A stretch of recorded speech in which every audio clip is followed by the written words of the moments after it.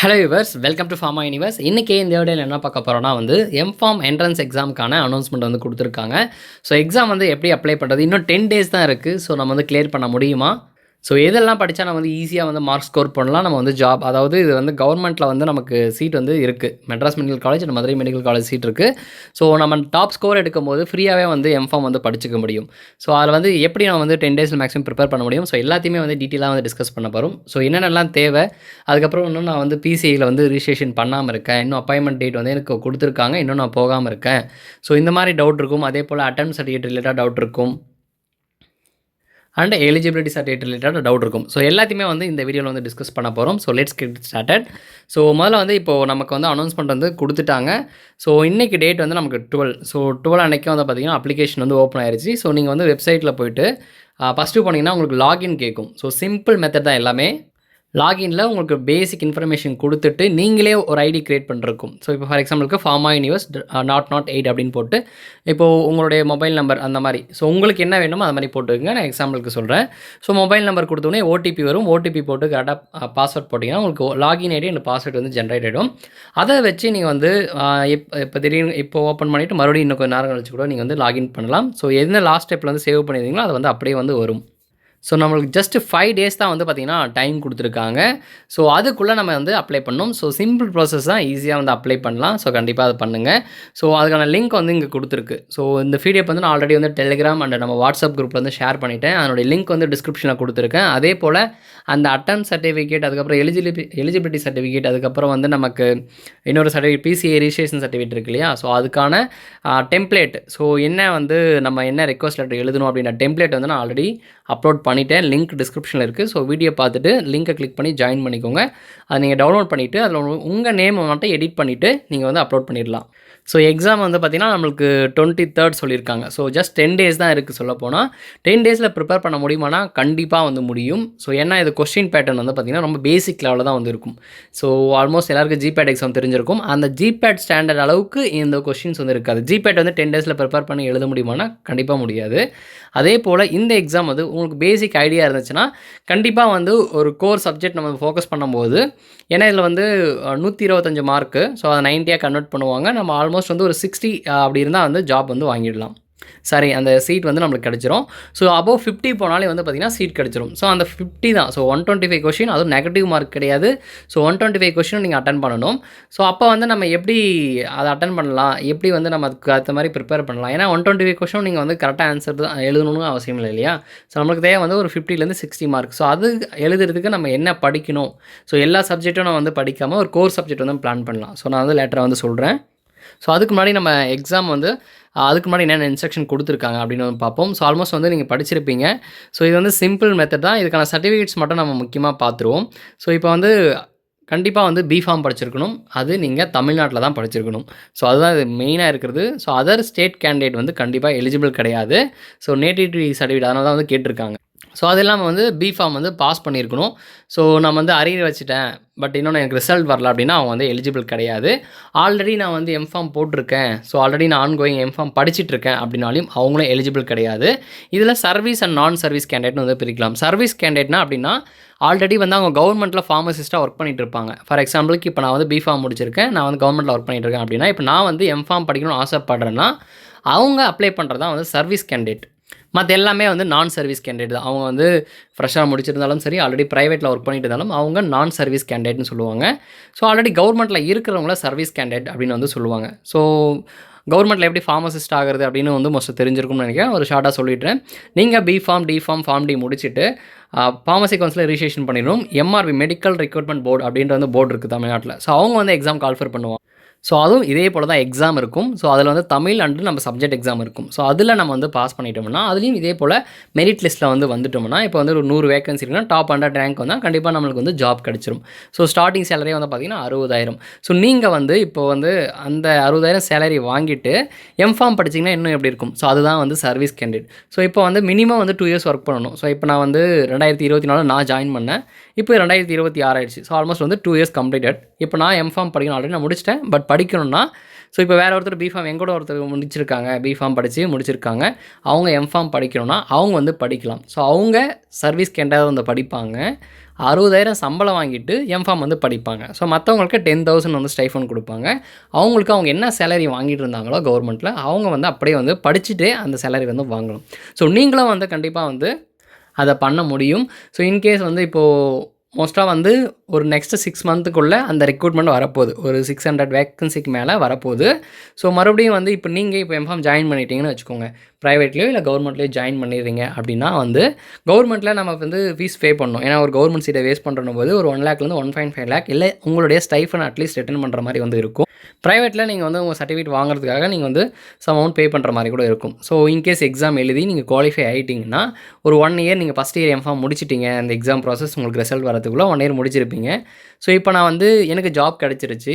நான் வந்து ஜாப்க்கு ஜாயின் பண்ணுவேன் இல்லை எம்ஃபார்ம் கண்டினியூ பண்ணால் கண்டிப்பாக வந்து ஜாப்க்கு ஜாயின் பண்ணணும். ஸோ ஜாப்க்கு ஜாயின் பண்ணிவிட்டு மறுபடியும் 2 இயர்ஸ் முடிச்சுட்டு நீங்கள் ஃபர்தராக எம்ஃபார்ம் படிக்கிறது எப்போனாலே படிச்சுக்கலாம். ஸோ அந்த மாதிரி ஆப்பர்ச்சுனிட்டிலாம் இருக்குது. ஸோ அதான் உங்களுக்கு மீன் பண்ண சொல்கிறேன். ஸோ நெக்ஸ்ட் வந்து நான் சர்வீஸ் கேண்டிடேட்னா மற்றவங்க தான். அந்த ஆல்ரெடி கவர்மெண்ட்டில் இருக்கிறவங்க சர்வீஸ், அதை தவிர்த்து இருக்கிறவங்க நான் சர்வீஸ். ஸோ ஆன்லைன் அப்ளிகேஷன்ஸ் வந்து கேர்ஃபுல்லாக வந்து பார்த்து ஃபில் பண்ணுங்கள். ஸோ நம்ம வந்து மோஸ்ட்டாக எல்லா பேசிக் இன்ஃபர்மேஷன்ஸ் தான் கொடுக்குற மாதிரி இருக்கும். நீங்கள் வந்து உங்களுடைய பர்சனல் டீட்டெயில் கொடுக்குற மாதிரி இருக்கும். அதுக்கப்புறம் வந்து இன்னொரு காலமில் வந்து உங்களுடைய அகாடமிக் டீட்டெயில்ஸ். ஸோ அதில் தான் வந்து பார்த்திங்கன்னா நீங்கள் வந்து உங்கள் மார்க் ஷீட் எல்லாமே போடுற மாதிரி இருக்கும். அந்த மார்க் ஷீட்டும் வந்து பார்த்திங்கன்னா theory plus practical total mark வந்து நீங்கள் வந்து அப்லோட் பண்ணிக்கோங்க. ஸோ அந்த மாதிரி வந்து கொடுத்துட்டு நெக்ஸ்ட்டு வந்து என்னென்ன சர்டிஃபிகேட் வேணும் அப்படின்னு பார்த்திங்கன்னா மினிமம் வந்து ப்ரொவிஷனல் சர்டிஃபிகேட். ஏன்னா மோஸ்ட் ஆஃப் த ஸ்டூடெண்ட்ஸ்க்கு வந்து இன்னும் டிகிரி வரல அப்படின்னும் போது இன்னும் டிகிரி வராதவங்க ப்ரொவிஷனல் சர்டிஃபிகேட் வச்சு அப்ளை பண்ணிக்கலாம். ஸோ அது வந்து தெரிஞ்சுக்கோங்க. அதே போல் நமக்கு இப்போது மார்க் ஷீட் இருக்கு இல்லையா? ஸோ எல்லா மார்க் ஷீட்டுமே வந்து நம்ம வந்து அப்லோட் பண்ணுற மாதிரி இருக்கும். மார்க்கை வந்து நீங்கள் டோட்டல் பண்ணி அக்கௌண்ட் போடுற மாதிரி இருக்கும். ஏன்னா சில பேர் வந்து சில டைம் வந்து ரொம்ப ரேராக சேம் மார்க் எடுத்திருப்பாங்க என்ட்ரன்ஸ் எக்ஸாமில். ஸோ அவங்களுக்கு எப்படி ப்ரிஃபரன்ஸ் கொடுப்பாங்கன்னா டேட் ஆஃப் பர்த்லேயும் கொடுப்பாங்க, ஆல்ஃபாபெட்டிக்கல் ஆர்டர் அவங்க நேமை வச்சு கொடுப்பாங்க, அப்படின்னா இந்த செமஸ்டர் மார்க்கை வச்சு கூட கொடுப்பாங்க. ஸோ அதுக்காக தான் அந்த மார்க்லாம் கேட்குறது. அதுக்கப்புறம் வந்து இதுதான் முக்கியமான விஷயம், permanent registration certificate of the state pharmacy council of the B pharmacy degree. So அப்படி என்னென்னா இப்போ வந்து பி ஃபார்ம் முடிச்சுட்டு நீங்கள் ஃபார்மசி கவுன்சில் ரிஜிஸ்ட்ரேஷன் பண்ணணும். ஸோ மோஸ்ட்டாக வந்து ஆல்மோஸ்ட் எல்லாம் பண்ணியிருப்பீங்க. பண்ணாதவங்களுக்கு இப்போ டேட் அப்பாயின்மெண்ட் வந்து செப்டம்பரில் கொடுத்துருக்காங்க அப்படின்னு கூட இருப்பீங்க. ஸோ அவங்க என்ன பண்ணணும் அப்படின்னா அந்த இடத்துல ஒரு டம்மி நம்பர் ஒரு 4050 அப்படி வந்து போட்டுக்கோங்க. ஒரு டம்மியாக ஒரு நம்பர் போட்டுக்கோங்க. அந்த சர்டிஃபிகேட் அப்லோட் பண்ணுற காலமில் நான் வந்து ஒரு லெட்டர் தரேன். ஸோ அந்த லெட்டரை நீங்கள் வந்து அப்லோட் பண்ணிவிடுங்க. ஒரு மெயில் ஐடி தரேன். அந்த மெயிலுக்கு வந்து பார்த்திங்கன்னா ஒரு மெயில் பண்ணிவிடுங்க.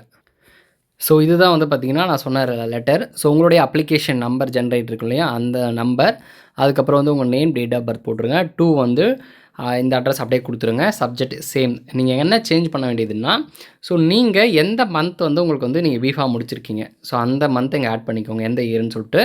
ஸோ அதுக்கப்புறம் ரிஜிஸ்ட்ரேஷனுக்கு நீங்கள் அப்ளை பண்ணியிருக்கீங்க. இன்னும் வந்து உங்களுக்கு அப்பாயின்மெண்ட் ஆர்டர் வந்து கொடுத்துருக்காங்க. ஃபார் எக்ஸாம்பிளுக்கு 15 செப்டம்பர் கொடுத்துருக்காங்க அப்படின்னா உங்களுக்கு என்ன டேட் கொடுத்துருக்காங்களோ அதுக்கு போட்டுருங்க. அதுக்கப்புறம் வந்து ஒரு ரிக்வஸ்ட் மாதிரி நம்ம வந்து சொல்கிறது தான். ஸோ வேறு எந்த லெட்டரை கூட நீங்கள் வந்து சேஞ்ச் பண்ணாதீங்க.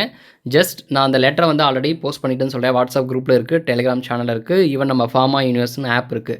ஸோ அந்த ஆப்பில் வந்து பார்த்திங்கன்னா மார்க் டெஸ்ட் வந்து இருக்குது. ஸோ முக்கியமான விஷயம் அது. ஸோ மார்க் டெஸ்ட் வந்து இருக்குது. நம்ம ஃபார்மா யூனிவர்ஸ் ஆப்பில் எம்ஃபார்ம் என்ட்ரன்ஸ் எக்ஸாமுக்கு 5 மார்க் டெஸ்ட் வந்து இருக்குது. ஸோ கண்டிப்பாக அதை அட்டன் பண்ணுங்கள். கண்டிப்பாக அது வந்து உங்களுக்கு ஐடியா கிடைக்கும். ஸோ ஃபஸ்ட் டைம் அட்டன் பண்ண போகிறீங்க, எப்படி இருக்கும், அந்த கொஷின் பேட்டர்ன் எப்படி இருக்கும், இவங்க கொடுத்துருப்பாங்க. இப்போ வந்து ஒவ்வொரு சப்ஜெக்ட்டில் எத்தனை கொஷின்னு கொடுத்துருப்பாங்க. பட் என்ன மாதிரி கொஷின் வரும், எந்த மாதிரி டெப்த்தில் இருக்கும் அப்படின்றது ஒரு அண்டர்ஸ்டாண்டிங்காக கண்டிப்பாக மார்க் டெஸ்ட் அட்டன் பண்ணுங்கள். நம்ம ஆப்பில் வந்து 1 ஃப்ரீ மார்க் டெஸ்ட் வந்து இருக்குது. அதே போல் 5 மார்க் டெஸ்ட் இருக்குது. ஸோ அது வந்து பெய்டு மார்க் டெஸ்ட். உங்களுக்கு வந்து ஃபஸ்ட்டு ஒரு ஃப்ரீ மார்க் டெஸ்ட் அட்டன் பண்ணுங்கள். கண்டிப்பாக அதை அட்டன் பண்ணுங்கள். உங்களுக்கு ஒரு கிளாரிட்டி கிடைக்கும். ஸோ ஃபர்தராக வேணும்னா நீங்கள் பே பண்ணி அட்டன் பண்ணிக்கலாம். ஸோ நம்ம ஃபார்மா யூனிவர்ஸோட ஆப்பை வந்து லிங்க் வந்து டிஸ்கிரிப்ஷனில் கொடுக்குறேன். ஸோ வேணுன்றவங்க இன்ஸ்டால் பண்ணிக்கோங்க. அதுலேயும் வந்து இந்த பிடிஎஃப் வந்து அப்லோட் பண்ணியிருக்கேன். ஸோ அது அங்கே கூட நீங்கள் வந்து டவுன்லோட் பண்ணிக்கலாம். ஸோ இது வந்து ஒரு ரிக்வஸ்ட்டாக நம்ம வந்து அனுப்ப போகிறோம். ஸோ மெயில் ஐடி நான் வந்து வாட்ஸ்அப்பில் ஷேர் பண்ணுறேன். ஸோ அதை வந்து பார்த்துக்கோங்க. நெக்ஸ்ட் வந்து பார்த்திங்கன்னா நம்ம அட்டன் சர்டிஃபிகேட். ஸோ அரியர் வச்சுருக்கிறவங்க அது கண்டிப்பாக வாங்கி ஆகணும். அரியர் இல்லைனா இந்த மாதிரி ஒரு லெட்டர் கூட நீங்கள் வந்து எழுதிக்கலாம். ஸோ நான் வந்து பிஃபார்ம் முடிச்சிருக்கேன், பட் சிங்கிள் அட்டெம்ப்ட்டில் முடிச்சிட்டேன், எந்த அட்டெம்ப்ட்டும் நான் வந்து பண்ணலை, ஸோ அதனால் அந்த சர்டிஃபிகேட் எனக்கு தேவைப்படலை, நான் வாங்கலை அப்படின்ற மாதிரி இது ஒரு மீனிங், ஒரு லெட்டர் வந்து ரெடி பண்ணியிருக்கு. ஸோ இந்த லெட்டர் நீங்கள் வந்து அப்படியே உங்கள் பர்சனல் டீட்டெயில்ஸை வந்து போட்டு நீங்கள் அந்த அட்டெம்ப்ட் சர்டிஃபிகேட் கேட்குற இடத்துல வந்து அப்லோட் பண்ணிடலாம். அப்படி இல்லைனா நீங்கள் காலேஜில் கூட வாங்கி அப்லோட் பண்ணலாம். ஏன்னா அவங்க கேட்டால் கொடுத்துட்டு போகிறாங்க, நீங்கள் வந்து எந்த அரியரும் இல்லை, ஸோ நீங்கள் ஃபஸ்ட் அட்டெம்ப்ட்லேயே கிளியர் பண்ணிட்டீங்க பிஃபார்ம் அப்படின்னும் போது காலேஜ்லேயே கொடுப்பாங்க, கேட்டால் கண்டிப்பாக கொடுப்பாங்க. ஸோ ஃபார் எக்ஸாம்பிளுக்கு இதுதான் அந்த சர்டிஃபிகேட். ஸோ இது வந்து அட்டெம்ப்ட் சர்டிஃபிகேட். ஸோ இந்த டீட்டெயில்ஸோட அவங்க வந்து ஒரு சர்டிஃபிகேட் வந்து கொடுக்க போகிறாங்க. ஸோ இதை கூட நீங்கள் வந்து அப்லோட் பண்ணிடலாம். அப்படி இல்லைனா டைரெக்டாக நீங்கள் லெட்டர் கூட எழுதி அப்லோட் பண்ணிக்கலாம். அடுத்து இது வந்து eligibility certificate. So eligibility certificate வந்து பார்த்திங்கன்னா யாருக்கு வேணும்னா கண்டிப்பாக வந்து எம்ஜிஆர் யூனிவர்சிட்டியை தவிர்த்து வேறு எந்த யூனிவர்சிட்டியில் படிச்சிருந்தாலும் அவங்களுக்கு எலிஜிபிலிட்டி மஸ்ட். ஃபார் எக்ஸாம்பிளுக்கு விநாயகம் ப்ரைவேட் யூனிவர்சிட்டி இருக்கு இல்லையா, விநாயக மிஷன் இருக்குது, எஸ்ஆர்எம் இருக்குது, அதே போல் நமக்கு வந்து அண்ணாமலை யூனிவர்சிட்டி இருக்குது. ஸோ அதெல்லாமே வந்து apart from MGR university. So MGR யூனிவர்சிட்டிக்குள்ள நம்ம எக்ஸாம் எழுத போகிறோம். இப்போ எம்ஃபார்ம்ன்றது எம்ஜிஆர் யூனிவர்சிட்டிக்குள்ள வரப்போகுது. ஸோ வேறு யூனிவர்சிட்டிலேருந்து இன்னொரு யூனிவர்சிட்டி போகும்போது தான் நம்மளுக்கு வந்து அந்த எலிஜிபிலிட்டி சர்டிஃபிகேட் அப்படின்றது வேணும். ஸோ அது நீங்கள் வந்து எம்ஜிஆர் யூனிவர்சிட்டியில் அப்ளை பண்ணி வாங்கணும். ஸோ இதுக்கப்புறம் நீங்கள் வாங்குறதுன்றது வந்து ரொம்பவே வந்து கஷ்டமான விஷயம். ஏன்னா 5 days தான் நமக்கு டைம் இருக்குது. ஆல்ரெடி நான் வேறு யூனிவர்சிட்டியில் படிச்சிருக்கேன், எலிஜிபிலிட்டி வாங்கிட்டேன் அப்படின்னா நீங்கள் அப்லோட் பண்ணிவிடுங்க. அப்படி இல்லைனாலும் அதுக்கும் ஒரு ரிக்வஸ்ட் லெட்டர் எழுதுங்க. நான் ஃபர்தராக வந்து இப்போ தான் முடிச்சிருக்கேன், எனக்கு இன்னும் நான் அப்ளை பண்ணிவிட்டேன், எம்ஜிஆர் யூனிவர்சிட்டிக்கு நான் எலிஜிபிலிட்டி அப்ளை பண்ணியிருக்கேன், எங்களுக்கு டைம் மட்டும் கொடுங்கன்னு ஒரு ரிக்வஸ்ட் லெட்டர் எழுதி நீங்கள் அந்த ரிக்வஸ்ட் லெட்டரை அங்கே எங்கே எலிஜிபிலிட்டி லெட்டர் கேட்டிருக்காங்களோ அங்கே அப்லோட் பண்ணிவிடுங்க. இல்லை நான் ஆல்ரெடி எம்ஜிஆர் யூனிவர்சிட்டியில் தான் படிச்சிருக்கேன், எனக்கு எம்ஜிஆர் யூனிவர்சிட்டி படித்ததுனால இந்த எலிஜிபிலிட்டி தேவைப்படலை அப்படின்றது இந்த லெட்டர் தான் அது. ஸோ நீங்கள் வந்து உங்கள் ஃப்ரம் டூவை மட்டும் போட்டு நீங்கள் அப்படியே வந்து அப்ளை பண்ணிடலாம். ஸோ உங்கள் நேமு, சிக்னேச்சர், உங்களுடைய அப்ளிகேஷன் நம்பரும் இந்த டீட்டெயில்ஸ் மட்டும் கண்டிப்பாக வந்து கொடுத்துருங்க. ஸோ கண்டிப்பாக வந்து ஒரு கிளாரிட்டி கிடச்சிருக்கும்னு நம்புகிறேன். ஸோ மற்ற சர்டிஃபிகேட்லாம் ஆல்மோஸ்ட் எல்லாமே இருக்கும். நமக்கு வந்து ஸ்கூல் மார்க் ஷீட்டு, அதுக்கப்புறம் வந்து நேட்டிவிட்டி, ஸோ அது வந்து தேவைன்னா கொடுத்துக்கலாம். ஸோ டிகிரி வந்து நமக்கு எக்ஸாம் ஒரே நாளில் நடந்துடும், அன்றைக்கே ரிசல்ட் வந்து வந்துடும். ஸோ ஃபார் எக்ஸாம்பிளுக்கு இப்போது 23 சொல்லியிருக்காங்களே எக்ஸாம், 10 to 12. ஸோ நம்ம வந்து 9:30க்குள்ளே அங்கே போயிடணும் அப்படின்னு சொல்லியிருக்காங்க. ஸோ உங்களுக்கு ஆல் டிக்கெட் வந்து பார்த்திங்கன்னா ஜஸ்ட் ஒரு 3 to 4 daysக்கு முன்னாடி தான் விடுவாங்க. ஸோ இந்த ஆல் டிக்கெட் விடுறதுக்கு முன்னாடி ஒரு லிஸ்ட் விடுவாங்க, எலிஜிபிள் கேண்டிடேட்டுன்ட்டு. ஏன்னா ஒரு சில கேண்டிடேட் வந்து இப்போ தான் ஃபைனல் இயர் படிச்சுட்டு இருப்பாங்க. ஃபைனல் இயர் கேண்டிடேட் எலிஜிபிள் கிடையாது. இப்போ நான் 8th sem படிச்சுட்டு இருக்கேன், நான் எலிஜிபிளானா கிடையாது. ஸோ அவங்களும் டவுட் கேட்டிருந்தீங்க. ஸோ இன்னும் 1 month டைம் கொடுத்தா நாங்களே முடிச்சிருவோம் அப்படின்ட்டு. பட் அப்படி டைம் கொடுக்க என்ன ஆகும்னா ஃபர்தராக இன்னும் டிலே ஆகும். கோர்ஸ் டியூரேஷனே வந்து பார்த்திங்கன்னா சேஞ்ச் ஆகும். ஆல்ரெடி கோவிடில் இந்த மாதிரி நடந்தது. ஃபார் எக்ஸாம்பிளுக்கு கோவிடில் ஒரு பேட்ச் முடியல. ஸோ ஏன்னா எக்ஸாம் வந்து ப்ராப்பராக கண்டக்ட் பண்ணல இல்லையா கோவிடில். அதனால் வந்து ஒரு பேட்ச் ஆல்ரெடி போன வருஷம் முடிச்சவங்களை வச்சு எக்ஸாம் கண்டக்ட் பண்ணலான்னு வந்து அனௌன்ஸ்மெண்ட் பண்ணிட்டாங்க. பட் கரண்ட் பேட்ச் வந்து என்ன பண்ணாங்கன்னா ரிக்வஸ்ட் பண்ணியிருந்தாங்க. நிறைய பேர் பெட்டிஷன் இந்த மெயில் மூலிமா ரிக்வஸ்ட் பண்ணியிருந்தாங்க. ஸோ அப்படி இருந்து கன்சிடர் பண்ணிட்டாங்க. ஸோ ஏன்னா அவங்களும் மூடிட்டு ஒரு 4 மாதம் எக்ஸ்டெண்ட் ஆயிடுச்சு. பிப்ரவரியில் தான் போய்ட்டு ஜாயின் பண்ணுறோம். ஸோ அப்படி பிப்ரவரியில் ஜாயின் பண்ணும்போது மறுபடியும் வந்து அந்த எக்ஸாம் வந்து தள்ளி போகும். ஸோ ஏன்னா நமக்கு ஆகஸ்ட் to ஜூலை தான் இந்த அகாடமிக் இயரே வரும். ஸோ இப்போது நம்ம இதனால் தள்ளி போச்சுன்னா அந்த மொத்த டியூரேஷனே மாறும். அதே போல் எக்ஸ்டெண்ட் ஆகிட்டே இருக்கும் கோர்ஸு. ஸோ அதனால் மறுபடியும் இதை அலோவ் பண்ண மாட்டாங்க. இப்போ இருக்கிற பேட்சை முடித்தவங்கள வச்சு தான் எக்ஸாம் வைப்பாங்க. நீங்கள் வந்து நான் இன்னும் முடிக்கல, 8th sem தான் படிச்சிட்டிங்கன்னா நீங்கள் நெக்ஸ்ட் இயர் தான் வந்து அப்ளை பண்ண முடியும். அப்படி இல்லை நீங்கள் ஜிபேட் வச்சு நைப்பர் அந்த மாதிரி கூட படிக்கலாம். இதுக்கு தான் படிக்கணும். அட்லீஸ்ட் நீங்கள் 1 year வெயிட் பண்ணி ஆகணும். இதுவும் பார்த்தீங்கன்னா ஆல்மோஸ்ட் வந்து ஒரு 6 month கிட்ட வெயிட் பண்ணியிருக்காங்கன்னு நினைக்கிறேன். இவங்க வந்து பிப்ரவரி மார்ச்சில் முடித்தவங்கன்னு நினைக்கிறேன். ஸோ இப்போ வந்து ஒரு 6 மாதம் வெயிட் பண்ணியிருக்காங்க. ஸோ நீங்கள் ஃபர்தராக 1 year வெயிட் பண்ணுற மாதிரி தான் வந்து இருக்கும். ஸோ அதுவும் தெரிஞ்சுக்கோங்க. அந்த மாதிரி அப்ளை பண்ணி தான் அவங்கள வந்து ரிஜெக்ட் பண்ணிவிடுவாங்க. ஸோ அப்போ தான் வந்து அதுக்காக தான் சொல்கிறேன், எலிஜிபிலிட்டி லிஸ்ட்டுன்னு வந்து விடுவாங்க. அந்த லிஸ்ட்டில் உங்கள் நேம் இருந்தால் தான் உங்களுக்கு ஆல் டிக்கெட்டே வரும். ஜஸ்ட் ஒரு 2 to 3 days முன்னாடி தான் ஆல் டிக்கெட் வரும். சென்னையில் தான் எக்ஸாம் இருக்கும், வேறு எங்கேயும் சென்டர் இருக்காது. ஸோ நம்ம எக்ஸாம் எழுதின அன்றைக்கே வந்து பார்த்திங்கன்னா நீங்கள் வீட்டுக்கு போகிறதுக்குள்ள உங்களுக்கு ரிசல்ட் வந்துடும். ஸோ 12 o'clock ரிசல்ட் வருதுன்னா ஈவன் ஒரு 3 to 4 அந்த டைம்லேயே வந்து பார்த்திங்கன்னா ஒரு 2 to 3 hours உங்களுடைய மார்க்கை நீங்கள் வந்து 90 மார்க்குக்கு கன்வெர்ட் பண்ணி கொடுத்துருப்பாங்க. ஸோ இந்த எக்ஸாம்ஸோட ஸ்கீம் வந்து பார்த்திங்கன்னா 125 கொஷின்ஸு. ஸோ இந்த 125 கொஷினில் நீங்கள் நெகட்டிவ் மார்க் இல்லாததுனால 125 கொஷினுமே அட்டன் பண்ணணும். ஆனால் அங்கே முக்கியமான விஷயம் 2 hours தான் வந்து பார்த்திங்கன்னா டைமு. ஸோ இப்போ ஜிபேடெக் பார்த்தீங்கன்னா அங்கே வந்து இதே கொஷினுக்கு 3 hours டைம் கொடுப்பாங்க. அங்கே நெகட்டிவ் மார்க் இருக்குது. ஸோ நீங்கள் பார்த்து அட்டன் பண்ணுற மாதிரி இருக்கும். செக்ஷனாக வந்து இருக்கும். ஆனால் இங்கே அப்படி கிடையாது. ஸோ அதனால் வந்து 125 கொஷினும் மேக்ஸிமம் வந்து தெரிஞ்ச கொஷின் முதல்ல அட்டன் பண்ணிடுங்க. ஸோ உங்களுக்கு வந்து புக்லெட்டாக கொடுத்தாலும் சரி, ஓஎம்ஆர்லேயும் வைப்பாங்க, இல்லைனா ஆன்லைன் எக்ஸாமும் வைப்பாங்க. ஸோ ஓஎம்ஆரில் கொடுத்தாங்கன்னா கேர்ஃபுல்லாக பண்ணுங்கள். ஒரு மிஸ்டேக் பண்ணிங்கன்னா மொத்தமே ஆன்சர் வந்து சேஞ்ச் ஆகிடும். ஸோ அதனால் வந்து கேர்ஃபுல்லாக பண்ணணும். முக்கியமான விஷயம் தெரிஞ்ச கொஷின் முதல்ல அட்டன் பண்ணிடுங்க. தெரியாத கொஷினில் டைம் வேஸ்ட் பண்ணாதீங்க. அதுக்கப்புறம் தெரிஞ்ச கொஷினை கூட அட்டன் பண்ண முடியாது. ஏன்னா இதில் ரொம்பவே வந்து டைம் ரொம்பவே முக்கியம் இந்த எக்ஸாமில். ஏன்னா 125 கொஷின் 120 நிமிஷத்தில் அட்டன் பண்ணும்போது ஒரு கொஷின் 1 நிமிஷத்துக்குள்ளே நீங்கள் அட்டன் பண்ணணும். ஸோ அப்போ தான் உங்களுக்கு வந்து ப்ராப்பராக டைம் மேனேஜ் பண்ண முடியும். ஸோ அதனால் எப்படி இதை வந்து அப்ரோச் பண்ணலான்னு வந்து பார்த்தீங்கன்னா, ஃபஸ்ட்டு தெரிஞ்ச கொஷினை வந்து அட்டன் பண்ணிடுங்க. ஸோ 125 கொஷினில் மினிமம் வந்து ஒரு 50 கொஷின் உங்களுக்கு தெரிஞ்சதாக தான் வரும். அந்த அளவுக்கு வந்து ஈஸியாக தான் இருக்கும் ஃபஸ்ட்டு ஒரு 50 கொஷின் அட்டன் பண்ணும்போது. அதுக்கு அடுத்து தெரியாத கொஷினை கொஞ்சம் நீங்கள் வந்து யோசித்து அட்டன் பண்ணுற மாதிரி வந்து வைங்க. ஸோ யோசித்து அட்டன் பண்ணுறேன். அப்பயும் வந்து ஒரு கொஷின் ஐடியாவே இருக்காது இல்லையா? ஸோ அது லாஸ்ட்டாக கூட நம்ம பார்த்துக்கலாம். ஓரளவுக்கு நம்ம யோசித்த ஆன்சர் கிடைக்கும் அப்படின்ற மாதிரி கொஷினை 2வது அட்டன் பண்ணுங்கள். அதை முடிச்சுட்டு லாஸ்ட்டாக என்ன பண்ணுறீங்கன்னா, டைம் வந்து எவ்வளோ ஒரு 5 மினிட்ஸ் 10 மினிட்ஸ் இருந்தால் கூட ஏதாச்சும் வந்து நம்மளுக்கு ஐடியாவே இருக்காது. இந்த மாதிரி கொஷின் என்ன ஆன்சர்னு ஐடியாவே இருக்காது. ஆப்ஷன் பார்த்தாலே ஐடியா இருக்காது. ஸோ அப்போ நீங்களாக வந்து ஒரு ஆன்சர் போட்டு வாங்க. விட்டுட்டு மட்டும் வராதிங்க. 125 கொஷினும் அட்டன் பண்ணணும். அதுதான் உங்கள் கோலாக வந்து இருக்கணும். ஸோ அப்படி இருந்தால் தான் பார்த்தீங்கன்னா, கண்டிப்பாக வந்து நீங்கள் வந்து மார்க் நிறைய ஸ்கோர் பண்ணுறதுக்கு வாய்ப்பு இருக்குது. ஏன்னா ஒரு கொஷினுக்கு வந்து ஒரு 0.7 மார்க் அந்த மாதிரி தான் வரும். ஸோ நம்ம வந்து நம்மளுடைய மினிமம் டார்கெட் வந்து ஒரு 50 to 60 மார்க். 50 to 60 மார்க் எடுத்தால் கண்டிப்பாக வந்து நமக்கு வந்து போஸ்டிங் இது கிடச்சிரும். கவர்மெண்ட் சீட் வந்து கிடச்சிரும். இல்லைனா ப்ரைவேட்டில் வந்து செல்ஃப் ஃபினான்சிங்கில் போகலாம், இல்லை மேனேஜ்மெண்ட்டில் வந்து போகலாம். ஸோ முக்கியமான விஷயம் உங்களுக்கு தெரியுது, எக்ஸாம் ஹாலில் 125 கொஷினும் வந்து அட்டன் பண்ணிடணும் அப்படின்றது. ஸோ நெகட்டிவ் மார்க் இல்லை. ஸோ இதுதான் நம்ம வந்து இப்போ டிஸ்கஸ் பண்ணோம். ஸோ அதில் வந்து நமக்கு நெகட்டிவ் மார்க்கில் தான் 125 கொஷின் அட்டன் பண்ணுங்கள். ஆனால் 2 hours தான் டைம். ஸோ நம்ம எப்படி அப்ரோச் பண்ணோம்னா, ஃபஸ்ட்டு கண்டிப்பாக ஒரு 50 to 60 கொஷின்ஸ் வந்து நமக்கு தெரிஞ்சதாக தான் வரும். அதை நீங்கள் 1/2 an hourல முடிச்சிருக்கணும். அதாவது ஒரு கொஷினை பார்த்தா நம்மளுக்கு ஆன்சர் தெரிஞ்சிடும். அந்த மாதிரி கொஷின்ஸ் வந்து கண்டிப்பாக வந்து வரும். பேசிக் லெவலில் தான் இருக்கும். அதுக்கப்புறம் ப்ரீவியஸ் இயர் கொஷின் பேப்பர் வந்து நீங்கள் எங்கே சர்ச் பண்ணாலும் வந்து கிடைக்காது. ஏன்னா நீங்கள் புக்லெட்டாக இருந்தாலும் அவங்களே உள்ளேயே வாங்கி வச்சுப்பாங்க. கொஷின் இங்கே ஒரு பேப்பர் கொடுப்பாங்க. ஆனால் அந்த பேப்பர் கூட வெளியே எடுத்துகிட்டு போக முடியாது. அதே போல் புக்லெட் வந்து கொடுப்பாங்க. கொஷினாக இருந்தால் ஆஃப்லைன் எக்ஸாம் தான் புக்லெட் கொடுப்பாங்க. ஆன்லைன் எக்ஸாம் தான் நீங்கள் சிஸ்டமில் தான் பார்க்க முடியும். ஸோ அந்த புக்லெட் கொடுக்கும்போது வெளியே வாங்காமல் அந்த புக்லெட்டும் வாங்கி வச்சுப்பாங்க. அந்த கொஷினே அவங்க வாங்கி வச்சுப்பாங்க. கொஷின் வெளியே வராது. எந்த அஃபிஷியல் சோர்ஸ்லேயும் வந்து கொஷின் இருக்காது. ஸோ நாம் என்ன பண்ணோம், லாஸ்ட்டு ஒரு 2 to 3 years முன்னாடி ரெகுலராக வந்து நம்ம ஸ்டூடெண்ட்ஸ்க்கு வந்து கைட் பண்ணிகிட்டு இருக்கோம். ஸோ அவங்க வந்து எக்ஸாம் எழுதும்போது மல்டிபிள் ஸ்டூடெண்ட்ஸ், ஒரே ஸ்டூடெண்ட் கிடையாது, மல்டிபிள் ஸ்டூடெண்ட்ஸ் வந்து நான் வந்து மெசேஜ் பண்ண சொல்வேன். இந்த டைம் நீங்கள் அதை பண்ண போகிறீங்க கண்டிப்பாக.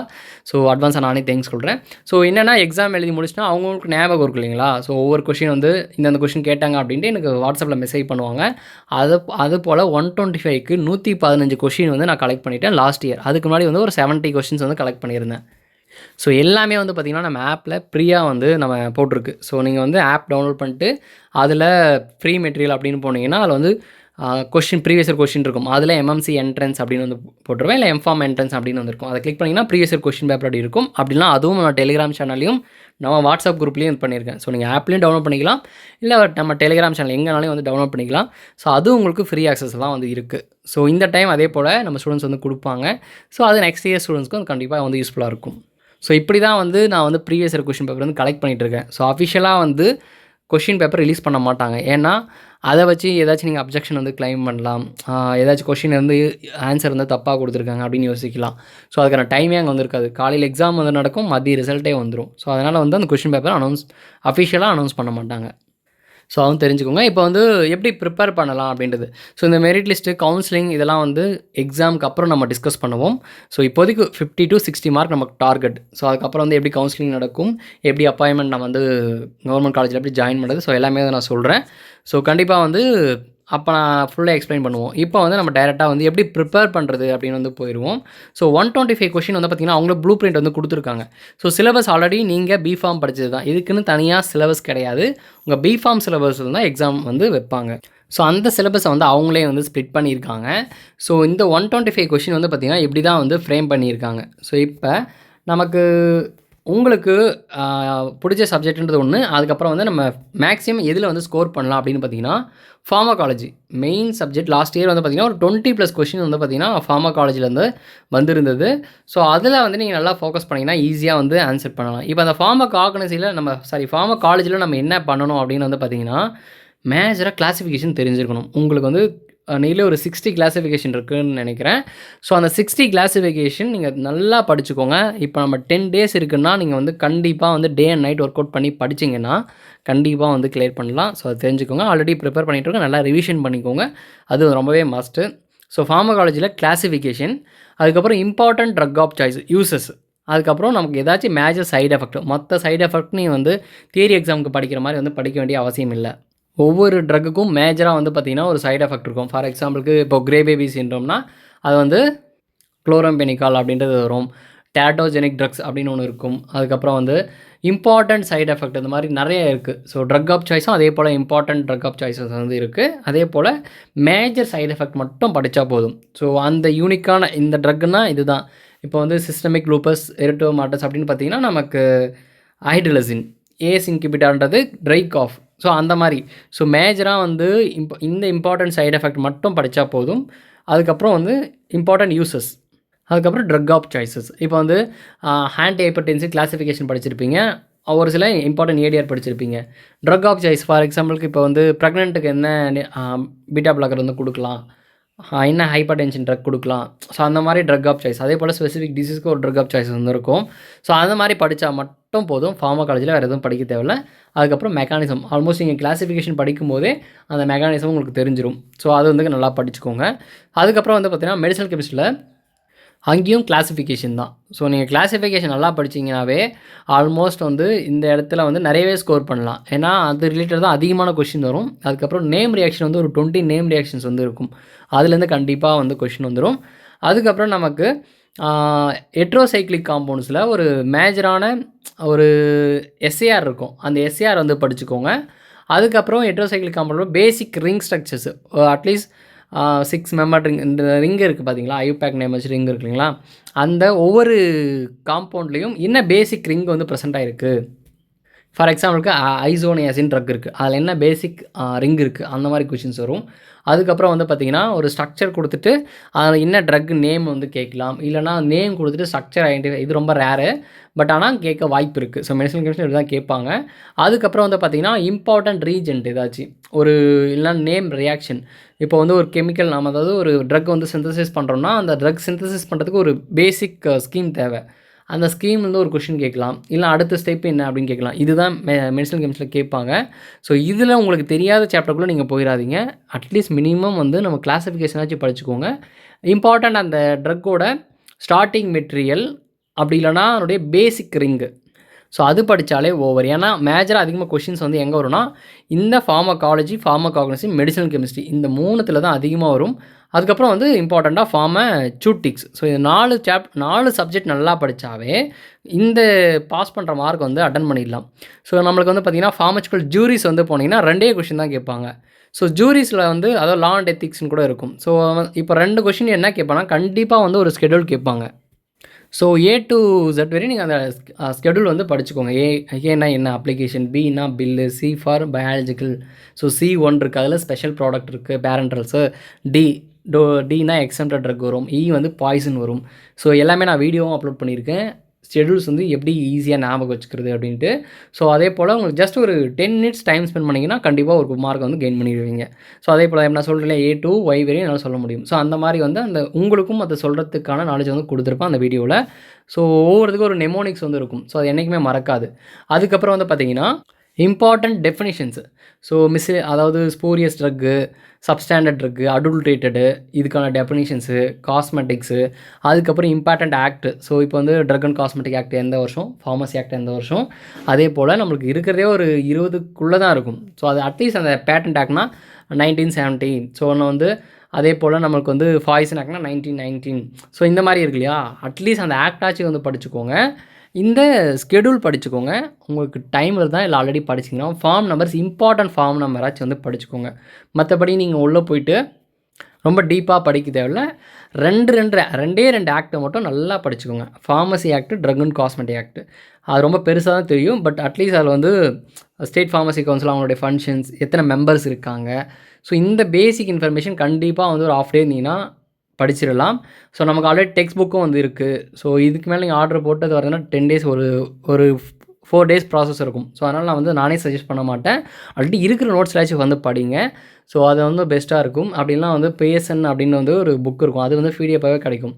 ஸோ அது வந்து நீங்கள் டவுன்லோட் பண்ணி படிங்க, எந்த நோட்ஸும் இல்லாதவங்க. ஏன்னா என்கிட்ட புக் இருக்குது, நான் அதை வந்து உங்களுக்கு கொடுக்குறதுக்கே வந்து 4 டேஸ் ஆயிரும். ஸோ எக்ஸாமே 10 டேஸில் வருது. ஸோ நானே வந்து அதை ரெஃபர் பண்ணலை. பட் ஆனால் மார்க் டெஸ்ட் வந்து கண்டிப்பாக அட்டன் பண்ணி பாருங்கள். ஸோ அது வந்து நான் சஜஸ்ட் பண்ணுவேன். ஸோ அதுக்கப்புறம் வந்து பார்த்திங்கன்னா ஃபார்மசிக்கல் இன்ஜினியரிங்னா ஜஸ்ட் அவுட்லைன் மட்டும்தான்.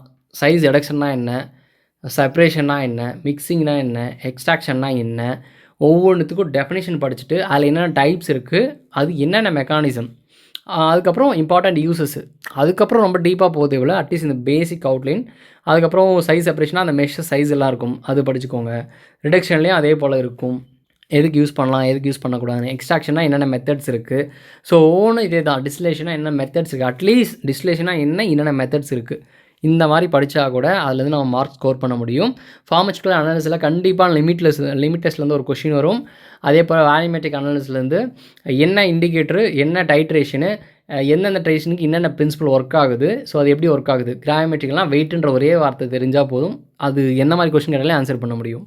நியூட்ரலைசேஷன் டைட்ரேஷனாக என்னன்னு தெரிஞ்சிருக்கணும். அதே போல் ஒவ்வொருத்துக்கும் அட்லீஸ்ட் டெஃபினேஷன் தெரிஞ்சால் கூட போதும். ஆல்ரெடி இந்த பிடிஎஃப்லாம் கூட நம்ம ஃபார்மைனஸ் ஆப்பில் வந்து இருக்குது. ஸோ வால்யூமெட்ரிக் அனாலிசிஸ்லாம் நம்ம பிடிஎஃபாக அப்லோட் பண்ணியிருக்கோம். ஸோ அதுக்காக கூட நீங்கள் அது ரொம்பவே இருக்கும் நோட்ஸ். ஏன்னா அது எம்ஆர்பி எக்ஸாமுக்காக ரெடி பண்ண நோட்ஸு. ஸோ அட்லீஸ்ட் ஒரு அவுட்லைனுக்காகச்சு படிங்க. ஏன்னா 10 days டைம் அவ்வளோ டைம் கொடுத்து படிக்க முடியாது. ஸோ பேசிக் அவுட்லைன்ஸ் வந்து உங்களால் படிக்க முடியும் கண்டிப்பாக. ஸோ அந்த மாதிரி படிங்க. அதுக்கப்புறம் நம்ம இன்ஸ்ட்ருமெண்டல் மெத்தட் ஆஃப் அனாலிசிஸில் வந்து பார்த்திங்கன்னா சேம் அங்கேயும் பிரின்சிபல், இன்ஸ்ட்ருமெண்டேஷன், அதுக்கப்புறம் ஒர்க்கிங், அது எப்படி ஒர்க் ஆகுது, ஸோ இம்பார்ட்டண்ட் யூசஸ். ஃபார் எக்ஸாம்பிளுக்கு இப்போது யூவினா யூவியில் என்ன லைட் யூஸ் பண்ணுறாங்க, என்ன மோனோக்ரோமேட்டர் யூஸ் பண்ணுறாங்க, என்ன இன்ஸ்ட்ருமெண்டேஷன் டெக்னிக் அங்கே, அதுக்கப்புறம் அந்த பீஸ் லேமெட் லா, அது வந்து அட்லீஸ்ட் டெஃபினேஷன் படிச்சுக்கோங்க. அது வந்து பெருசாக ஒன்றும் இல்லை, அந்த ஒன்லைன் தெரிஞ்சால் போதும். அந்த ஒன்லைன் தான் எக்ஸாமை கேட்பாங்க. பீஸ் லேம்ப் வந்து அது கான்சன்ட்ரேஷனை பேஸ் பண்ணியிருக்கோம், இது பாத்லேருந்து பேஸ் பண்ணி மாறும். ஸோ அதனுடைய வேல்யூ. ஸோ இதுதான், இது தெரிஞ்சால், இந்த கான்செப்ட் தெரிஞ்சால் போதும். அதுக்கப்புறம் வந்து என்னென்ன மோனோக்ரோமேட்டர், என்னென்ன டிடெக்டார்ஸ் யூஸ் பண்ணுறாங்க, இது தெரிஞ்சால் போதும்.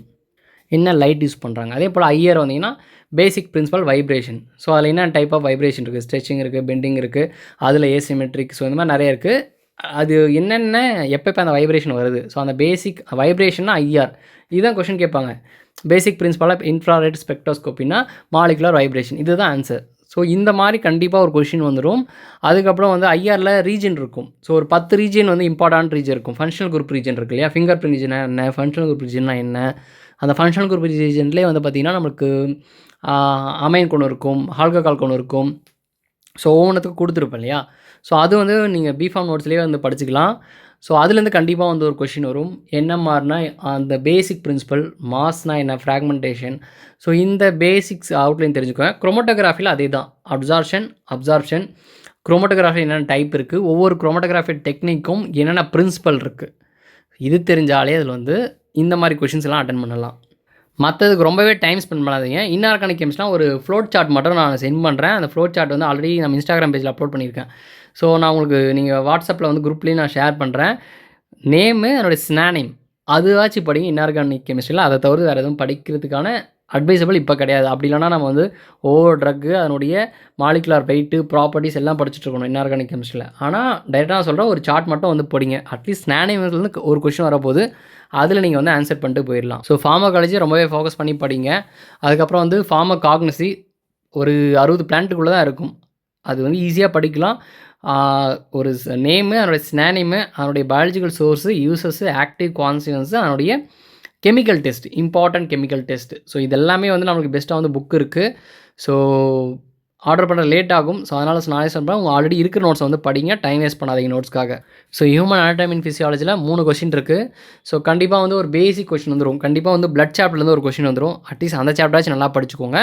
அப்படிலாம் நிறைய சாப்டர்ஸ் வந்து இருக்குது. ஸோ பிளட் சாப்டர் தான் நல்லா சஜஸ்ட் பண்ணுவேன். கண்டிப்பாக ஒரு கொஷின் வந்து வந்துடும். ஸோ பயோகெமிஸ்டில் ஒரு அவுட்லைன் மாதிரி வந்து படிங்க. Carbohydrate, protein, lipid, enzymes, amino ஆசிட்ல என்னென்ன டைப் இருக்குது, கார்போஹைட்ரேட்டில் என்னென்ன டைப் இருக்குது, ப்ரோட்டீனில் என்னென்ன டைப் இருக்குது, எக்ஸாம்பிள் ஒன்று படிச்சுக்கோங்க. கெமிக்கல் டெஸ்ட் வந்து படிச்சுக்கோங்க. மாலிஸ்டஸ் எதுக்கு, செலினாஸ்டெஸ் எதுக்கு, அதுக்கப்புறம் லிப்பிட்க்கு என்ன டெஸ்ட் இருக்குது, என்சைம்ஸு, ஸோ அதனுடைய டைப்ஸ் வந்து படிச்சுக்கோங்க. ஒரு எக்ஸாம்பிள் வந்து தெரிஞ்சுக்கோங்க. கண்டிப்பாக பயோகெமிஸ்ட்ரி ஓவர். நீங்கள் பாத்வேக்குள்ளே போகாதீங்க.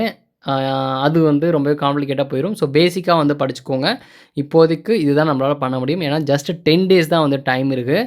ஸோ அது தெரிஞ்சுக்கோங்க. அதே போல் நமக்கு வந்து ஃபார்மசி ப்ராக்டிஸ், இந்த மைக்ரோபயாலஜி, பயோடெக்னாலஜி, இதெல்லாம் பெருசாக ஃபோக்கஸ் பண்ணாதீங்க. இந்த சொன்ன சப்ஜெக்ட்டில் அட்லீஸ்ட் படிங்க. எதுவுமே நான் படிக்கல, இந்த 10 daysல என்ன படிக்கணும்னா நான் சொன்னதை மட்டுமாச்சும் படிங்க. ஏன்னா இது கவர் பண்ணுறதே ரொம்ப கஷ்டம். Day and night work out பண்ணுற மாதிரி இருக்கும். நெக்ஸ்ட்டு ஃபார்மசூட்டிக்ஸ், இந்த 4 சப்ஜெக்ட் வந்து ஸ்கிப் பண்ணாமல் படிக்கணும். ஃபார்மகாக்னசி, ஃபார்மகாலஜி, கெமிஸ்ட்ரி அண்டு சூட்டிக்ஸ். இதை தவிர்த்து நீங்கள் வேறு எதுனா கூட ஸ்கிப் பண்ணிக்கோங்க. இந்த 4 சப்ஜெக்ட்டில் மட்டும் ஸ்கிப் பண்ணிடாதீங்க.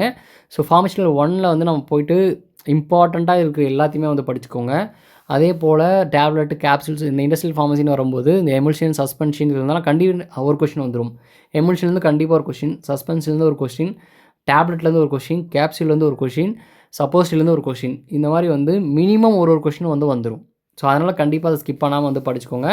ஸோ மற்றதில் கூட நீங்கள் வந்து டைம் ஸ்பெண்ட் கம்மியாக பண்ணுங்கள். இந்த மேஜர் சப்ஜெக்டில் அதிகமாக பண்ணுங்கள். இந்த 10 டேஸ் வந்து நீங்கள் மேக்ஸிமம் எஃபர்ட் போட்டிங்கன்னா கிடைக்கிறதுக்கு நிறையவே சான்சஸ் இருக்குது. ஸோ இது இல்லாமல் கம்யூனிட்டி வைஸ் வந்து பார்த்திங்கன்னா ஓவராலாக 85 சீட்ஸ் இருக்குது. மெட்ராஸில் வந்து பார்த்திங்கன்னா 40 சீட்டு, மதுரையில் வந்து 45 சீட்டு, ஓவராலாக 85 சீட்ஸ் இருக்குது. ஸோ இது வந்து பார்த்திங்கன்னா கம்யூனிட்டி வைஸ் ஸ்ப்ளிட் பண்ணுவாங்க. ஸோ அதனால் வந்து உங்களுடைய கம்யூனிட்டியில் நீங்கள் நல்லா மார்க் எடுத்திங்கன்னா போதும். டாப் 100 ரேங்க்ன்றதை விட தாண்டி நீங்கள் 120 ரேங்க் எடுத்தால் கூட உங்களுக்கு வந்து சீட் கிடைக்க வாய்ப்பு இருக்குது. எப்போன்னா உங்கள் கம்யூனிட்டி ரேங்கை பேஸ் பண்ணி. ஸோ அதனால் வந்து கிடைக்கிறது 10 நாள். ஆல்ரெடி நமக்கு கைட் பண்ணிகிட்ருக்கோம். நம்ம ஸ்டூடெண்ட்ஸ் வந்து இருக்காங்க, டீச் பண்ணிகிட்ருக்கோம். அவங்களும் வந்து ப்ரிப்பேர் பண்ணிகிட்ருக்காங்க. ஜஸ்ட் 10 டேஸில் இதுதான் நம்ம வந்து பண்ண முடியும். ஸோ அதனால் வந்து மேக்ஸிமம் எஃபர்ட் போடுங்க. கண்டிப்பாக வந்து கிடைக்கும். கண்டிப்பாக எந்த டவுட்னாலையும் வந்து வாட்ஸ்அப்பில் வந்து நான் டிஸ்கிரிப்ஷனில் நம்பர் தரேன். எந்த டவுட்னாலையும் வந்து எனக்கு வாட்ஸ்அப் பண்ணுங்கள். கண்டிப்பாக வந்து எக்ஸாம் கிளியர் பண்ணுறதுக்கு கண்டிப்பாக சப்போர்ட் பண்ணுவேன். ஸோ அதுக்கப்புறம் வந்து எந்த டவுட்னாலையும் நீங்கள் டைரெக்டாக மெசேஜ் பண்ணி கேட்டுக்கோங்க. அதே போல் உங்களுக்கு இந்த நோட்ஸ் ஏதாச்சும் ரிலேட்டடாக இருந்தாலும் ஸோ நீங்கள் இருக்கிற நோட்ஸ் மேக்ஸிமம் படிங்க. ஆப்பில் இருக்குது. இதுக்குன்னு நான் தனியாக வந்து புக் இல்லை. நம்ம வந்து எம்ஆர்பி எக்ஸாமுக்கு தான் புக் ரெடி பண்ணியிருக்கு. நம்மக்கிட்ட எம்சிக்யூ புக் வந்து இருக்குது. ஸோ அதில் இந்தந்த சாப்டரில் நீங்கள் இந்தந்த எம்சிக்யூ மட்டும் படித்தா போதும் அப்படின்னா நீங்கள் அந்த எம்சிக்யூ புக் வேணால் வாங்கி லாஸ்ட் மினிட் ப்ரிப்ரேஷன்னு உட்காந்து டே அண்ட் நைட் 17,000 இருக்கும் அந்த எம்சிக்யூ புக்கு. ஸோ அதில் மேத்ஸ் சப்ஜெக்ட் வந்து பார்த்திங்கன்னா ஃபார்மகாலஜி ஒரு 2000 எம்சிக்யூ இருக்கும். ஜூரிஸில் நான் சொன்னேன் இல்லையா, அந்த ஸ்கெடியூல்ஸு, ஆக்ட் அதெல்லாம் வந்து தனித்தனியாக எம்சிக்யூ இருக்கும். அட்லீஸ்ட் அந்த எம்சிக்யூவாச்சும் வந்து ப்ராக்டிஸ் பண்ணுங்கள். எனக்கு எதுவுமே படிக்க வரல, மறக்கிற மாதிரி இருக்குன்னா எம்சிக்யூவாச்சும் ப்ராக்டிஸ் பண்ணுங்கள். But theory must. ஸோ அது மட்டும் தெரிஞ்சுக்கோங்க. ஸோ கண்டிப்பாக இந்த வீடியோ வந்து யூஸ்ஃபுல்லாக இருக்கும் நம்புறேன். யூஸ்ஃபுல்லாக இருந்தால் லைக் பண்ணுங்கள். வேறு யாருக்குனா யூஸ்ஃபுல்லாக இருக்கும்னு நினச்சினா கண்டிப்பாக அவங்களுக்கு வந்து ஷேர் பண்ணிவிடுங்க. எம்ஃபார்ம் ப்ரிப்பரேஷன் பண்ணிட்டு இருந்தாங்கன்னா கண்டிப்பாக அவங்களுக்கு வந்து ஷேர் பண்ணிவிடுங்க. இது ஒரு 1/2 hour வீடியோ கண்டிப்பாக பெரிய ஒரு இம்பேக்ட் வந்து க்ரியேட் பண்ணும் உங்கள் ஸ்டடீஸில். ஸோ எந்த டவுட்னாலையும் வந்து கமெண்ட் பண்ணுங்கள், வாட்ஸ்அப் பண்ணுங்கள். ஸோ ஃபர்தரான வீடியோஸ்க்கு நம்ம ஃபார்மா யூனிவர்ஸ் சேனலை சப்ஸ்கிரைப் பண்ணி வச்சுக்கோங்க. இந்த வீடியோ பிடிச்சிருந்தால் கண்டிப்பாக லைக் பண்ணுங்கள். தேங்க்யூ ஃபார் வாட்சிங் திஸ் வீடியோ.